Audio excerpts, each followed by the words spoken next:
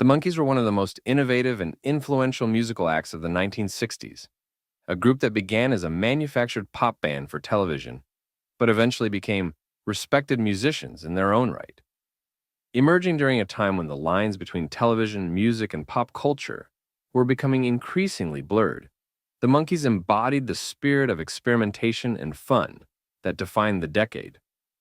Despite initial skepticism from critics, their unique blend of scripted comedy, music, and a countercultural ethos earned them a place in music history. The Monkees' origins can be traced back to 1965, when television producers Bob Rafelson and Bert Schneider conceived the idea for a sitcom about a fictional rock band.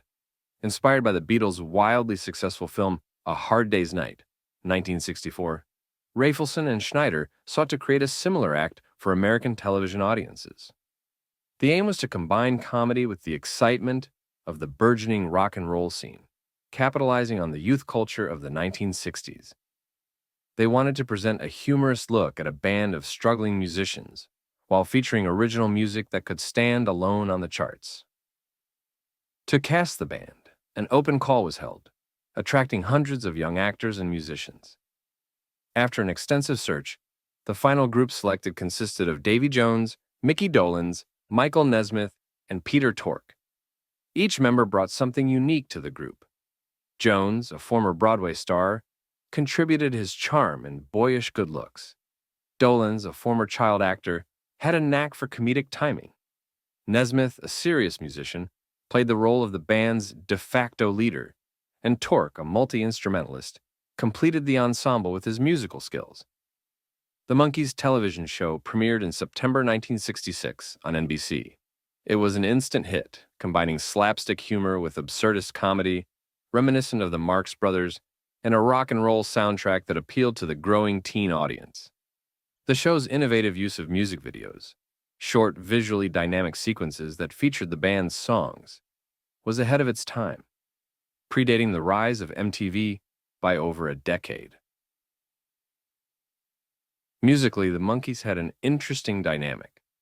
Though they were hired to act as a band, the show's producers initially did not allow them to play their instruments on the records.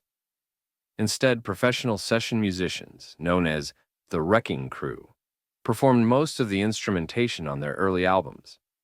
Songwriters such as Neil Diamond and Carole King contributed to their hits, including their breakout single, Last Train to Clarksville, and the enduring classic, I'm a Believer.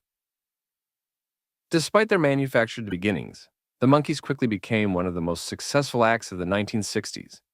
Their first album, The Monkees, in 1966, topped the charts, followed by More the Monkees, 1967, which spent 18 weeks at number 1.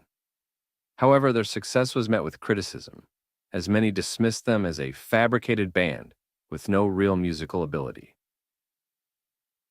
By 1967, tensions began to arise between the Monkees and the show's producers. The band members, particularly Michael Nesmith and Peter Tork, were eager to gain creative control over their music. They wanted to write their own songs and play their own instruments. This desire for artistic autonomy led to a confrontation with the producers, who had tightly controlled the band's output. Nesmith, in particular, was vocal in his dissatisfaction with the arrangement, famously punching a hole in a wall during a meeting to express his frustration. In a bold move, the Monkees eventually won the right to play their instruments and have more say in their musical direction. The result was their third album, Headquarters, 1967, which featured the band members performing the majority of the instrumentation. The album was well received, proving that the Monkees could hold their own as legitimate musicians. By the end of 1967, however, the Monkees' popularity began to wane. The television show was canceled in 1968 after 2 seasons, and the band's attempt to reinvent themselves with the experimental film Head, 1968, co-written by Jack Nicholson, was a commercial failure. The film, which was a surreal and often confusing satire of the Monkees' own manufactured image, alienated much of their fan base. Following the failure of Head, the band began to fracture. Peter Tork left the group in 1968, and by 1970, the Monkees had effectively disbanded.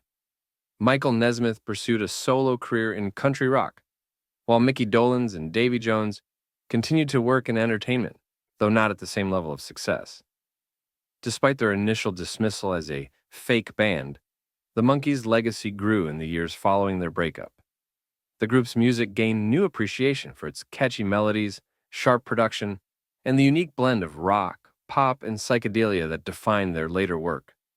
Songs like Daydream Believer and Pleasant Valley Sunday became enduring classics, and their influence on both pop music and television is widely recognized today.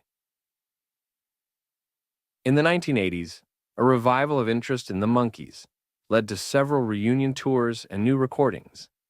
MTV began airing reruns of their original show, introducing a new generation to the group.